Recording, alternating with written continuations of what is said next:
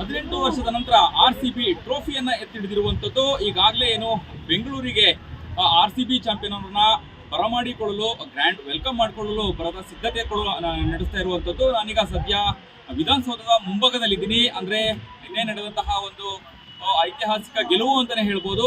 RCB ಟ್ರೋಫಿಯನ್ನ ತನ್ನ ಮುಡಿಗೆ ಏರಿಸಿಕೊಂಡಿರುವಂಥದ್ದು. ಈ ಹಿನ್ನೆಲೆಯಲ್ಲಿ ಈಗ RCB ತಂಡವನ್ನ ಗ್ರ್ಯಾಂಡ್ ವೆಲ್ಕಮ್ ಮಾಡಲಿಕ್ಕೆ ಈಗಾಗಲೇ ಏನು ಬೆಂಗಳೂರಿನ ವಿಧಾನಸೌಧದಲ್ಲಿ ಗ್ರ್ಯಾಂಡ್ ವೆಲ್ಕಮ್ ಅನ್ನು ಕೂಡ ಮಾಡ್ತಿರುವಂಥದ್ದು. ಈಗಾಗಲೇ ಏನು ಇವತ್ತು ಸಂಜೆ 3:30-4 ಗಂಟೆ ಅಷ್ಟೊತ್ತಿಗೆ ಸುಮಾರಿಗೆ ವಿಧಾನಸೌಧಕ್ಕೆ ಬರುವಂಥದ್ದು ಅಥವಾ ಇಲ್ಲಿಂದ ರ್ಯಾಲಿಯನ್ನು ಕೂಡ ಸ್ಟೇಡಿಯಂಗೆ ಹೋಗುವಂತಹ ನಿಟ್ಟಿನಲ್ಲಿ ಈಗಾಗಲೇ ಏನು ಸಕಲ ಸಿದ್ಧತೆಗಳನ್ನು ಕೂಡ ಮಾಡಿಕೊಳ್ಳಲಾಗಿರುವಂಥದ್ದು. ಈಗಾಗಲೇ ಏನು ಸ್ಥಳ ಪರಿಶೀಲನೆ ಆಗಿರ್ಬೋದು, ಪೊಲೀಸ್ ಬಿಗಿ ಭದ್ರತೆಯಲ್ಲಿ ಗ್ರ್ಯಾಂಡ್ ವೆಲ್ಕಮ್ ಅನ್ನು ಮಾಡಿ ಅಂದರೆ ಈಗಾಗಲೇ ಏನು 18 ವರ್ಷದ ಬಳಿಕ ಒಂದು RCB ಟ್ರೋಫಿ ಗೆದ್ದಿರುವಂತಹ ಹಿನ್ನೆಲೆಯಲ್ಲಿ ಈಗ ವಿಧಾನಸೌಧದ ಮುಂಭಾಗ ವೇದಿಕೆಯನ್ನು ಹಾಕಿ ಅಂದರೆ ಇಲ್ಲಿಂದ ಸ್ಟೇಡಿಯಂ ವರೆಗೂ ಕೂಡ ಏನು ರ್ಯಾಲಿಯನ್ನು ಹೋಗುವಂತಹ ನಿಟ್ಟಿನಲ್ಲಿ ಈಗಾಗಲೇ ಸಕಲ ಸಿದ್ಧತೆಗಳನ್ನು ಕೂಡ ಮಾಡಿಕೊಳ್ಳಲಾಗಿದೆ. ಒಟ್ಟಾರೆಯಾಗಿ ಇವತ್ತು ಸಂಜೆ 3:30-4 ಗಂಟೆ ಸುಮಾರಿಗೆ ಏನು ಟ್ರೋಫಿ ಗೆದ್ದಂತಹ RCB ಟೀಮನ್ನು ಬರಮಾಡಿಕೊಳ್ಳಲು ಈಗಾಗಲೇ ಸಕಲ ಸಿದ್ಧತೆ ತಯಾರಿಗಳನ್ನು ನಡೆಸಿಕೊಳ್ಳಲಾಗಿದೆ ಅನ್ನುವಂಥದ್ದು ಹೇಳ್ಬೋದು.